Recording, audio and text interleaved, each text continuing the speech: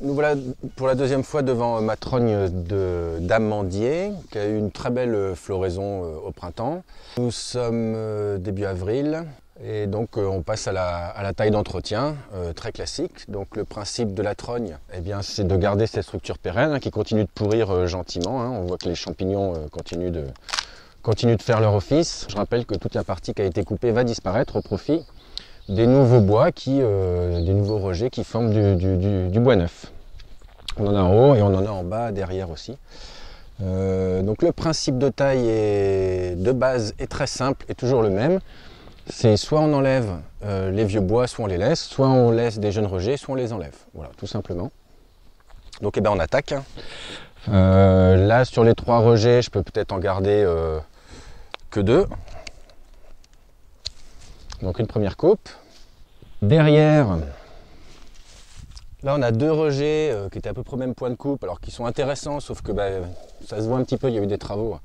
Donc du coup il y a une branche qui a été abîmée. Donc je vais l'enlever tout simplement.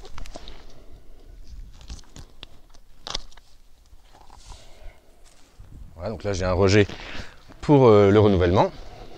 Sur le principe, en fait, la taille est finie. 2 coups de sécateur, avec plus la casse évidemment. Sur le principe, c'est fini.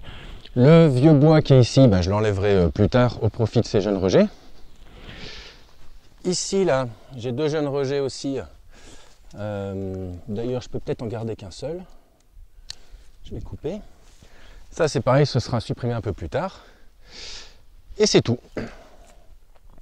Dans le cas actuel, je vais enlever ce bois-là. Simplement parce qu'il me dérange, parce que je vais avoir un chemin de tonte ici. Donc je l'enlève simplement pour cette raison-là. Je vais faire une petite remontée de couronne aussi, en enlevant ce qui déborde du trou toujours pour mon chemin de tonte. Et après, vu que j'ai une vue moi de l'autre côté, pour redresser un petit peu la structure, c'est simplement esthétique. Je vais enlever ce qui est trop penché. Parce que l'année dernière, j'avais gardé des branches en espérant qu'elles se redressent un petit peu, ce qui n'a pas été le cas. Donc du coup, voilà, ça c'est purement esthétique, ce n'est pas dans le cadre de l'entretien normal. Et ici, je vois que j'ai un bois sec, donc je peux l'enlever. Voilà, la taille est très simple, doit être très rapide. Je rappelle que, encore une fois, tout ça, c'est du renouvellement permanent. Donc on n'a pas besoin de perdre trop de temps sur les vieux bois qui seront supprimés à terme. Voilà, c'est terminé pour la taille de l'amandier N+1 après la première démonstration.